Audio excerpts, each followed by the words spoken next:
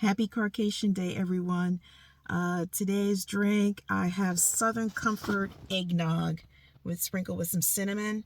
I'm celebrating a little early to get my eggnog because that's my favorite, and that it is what it is.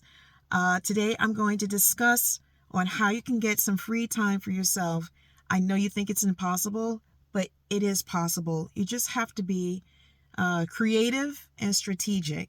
So one of the things when I was going to school and trying to take care of the kids, and once again, and my daughter, she has disabilities, was finding little moments of peace. And I'm a big advocate of finding a small space for yourself, whether it's a bathroom, a closet, the car, whatever you can find, back deck, porch, front porch, whatever. There's always a space that you can find for yourself to give yourself 5 minutes. And I used to regroup and rejuvenate myself that way, in order to get my mind right, especially when I had school, plus working part-time job and having the kids or my daughter who had her challenges and the therapy sessions. I used to take advantage of when I had to take her to occupational therapy or social groups and whatever doctor's appointments doctor's appointments I have to be there, but it's more like the therapy sessions where I see, what's going on, but I'm waiting for her to finish. I took that time for myself. I brought my laptop. I brought whatever I wanted. I brought a favorite snack. That was my me time. Rather than sitting there talking to parents, unless that's what you like to do, or just blowing it on something, or shopping, or doing another chore or an errand, which I can understand. You're trying to kill two birds with one stone by doing an errand, and while your kids are going through therapy, your kid is going through therapy, I would take that time for myself because I knew that time was limited. So that's an idea for you. If you enjoy speaking to another parent because you feel great after you do that, then by all means. But if you can take 5 minutes for yourself, let's say you do want to go for an errand, you want to go food shopping while your kid is in therapy. Take 5 minutes first for you, or 10 minutes just for you, and then go ahead and do that errand. You'll be amazed at the difference of how you get to rejuvenate and refresh yourself. So you can go ahead, and by the time you pick up your kid or they finish their session, you're ready to roll for the next chapter. Another thing that I did was learn how to take my coffee and tea breaks. I would have a cup of tea or a cup of coffee. I would sit at the table. I would look out the window, and I would slowly drink my coffee. Are things happening around me?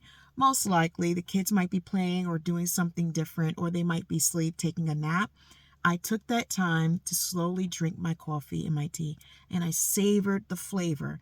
I wasn't gulping down or whatever. And you would be amazed at the difference when you're sitting there, you sniff the coffee or the tea, and then you take a small sip and you let it sit in your mouth, let it and taste the flavor, experience the drink.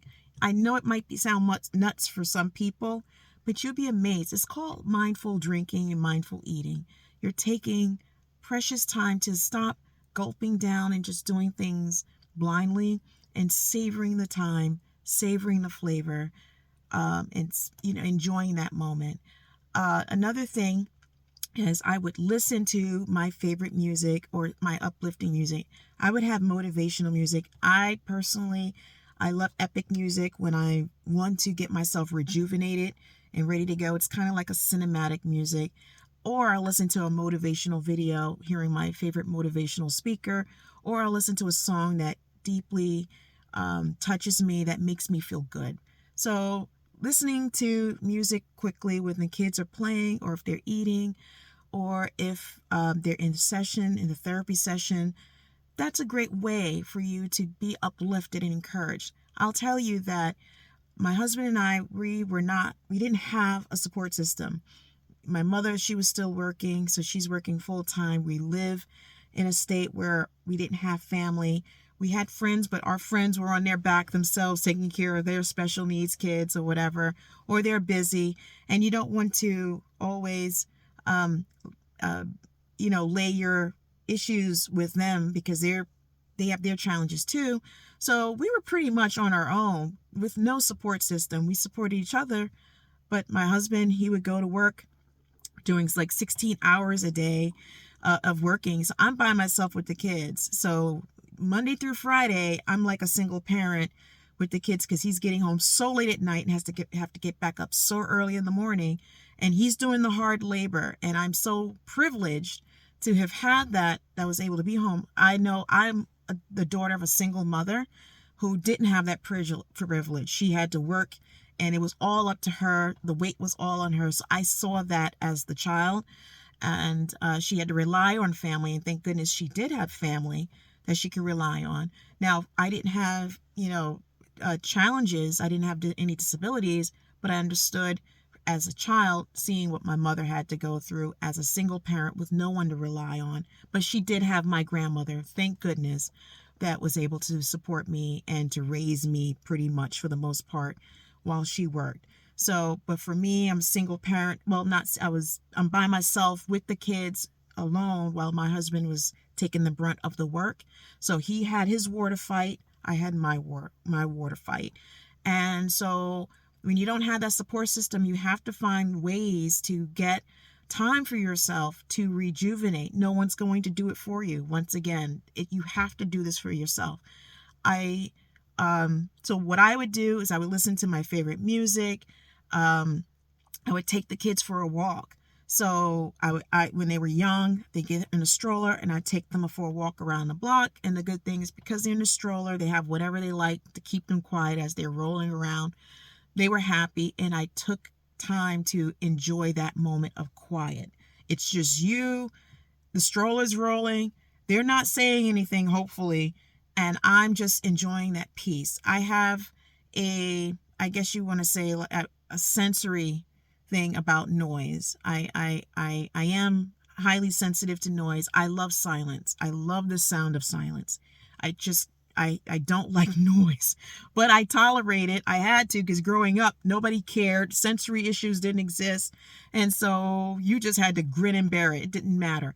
But I enjoyed the silence and the peace, and no one chattering my head, no one chattering at me, no one talking to me. I'm not talking to them. That's just me. Some people are social butterflies, and they feed off of people and look for people to talk to. So maybe you might have a neighbor or friend who might take the walk with you. If that's what rejuvenates and refreshes you, by all means, go for it.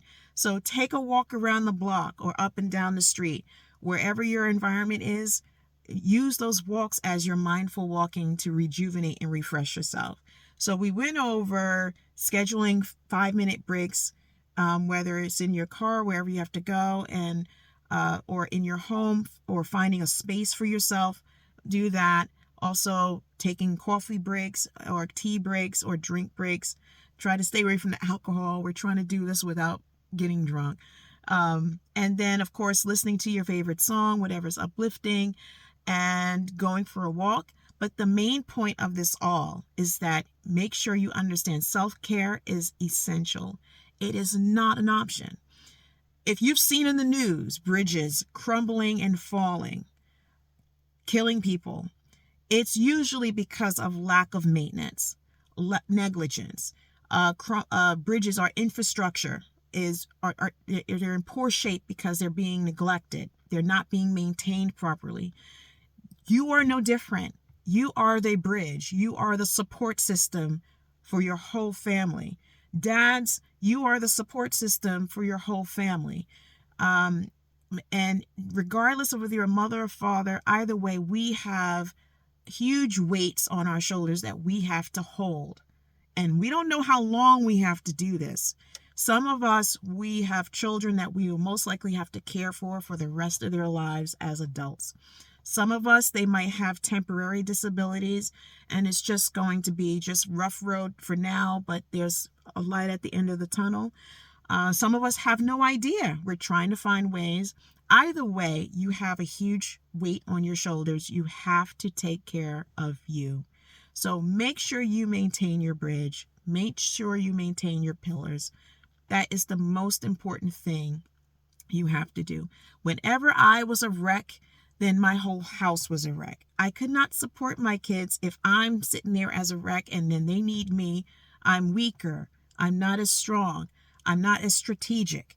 And that's what it is. It's strategic parenting. You're being strategic about the things you do, the things you say, how you manage your time, all these things. But if you are not right, then it's very hard to fight a war properly. You're just out there aimlessly swinging versus knowing how to expend your energy properly during the war. So understand you have to take care of yourself. So that's it for this week as far as finding me time. There are times throughout the whole day, and you can stack it up and schedule it out and strategically put them there so you have bits of moments to get yourself right and rejuvenate. So make sure you take that time. But if you're thinking in a strategic way and how you're going to get your inner peace and rejuvenate yourself and refresh and refuel, then you're going to find that you will feel much better at the end of the day, and you'll feel better about yourself that you took those times for yourself. You don't feel like you've been dragged around like a rag doll. You will feel like I've done something for me today. You're going to feel proud. So I wish you the best of luck this week. Put in the comments below about things that you have done to refresh and rejuvenate yourselves throughout the day. What have you done in little blips of time to renew yourself so that you are in a better state than neglecting yourself? Leave the comments below. I look forward to hearing your response. And remember, whatever you share in the comments can most likely help another parent. You can become someone's inspiration or idea bucket. You're triggering something for them to think about, to do for themselves. So please leave a comment below. And thank you for sharing my Caucasian with me. Peace and blessings.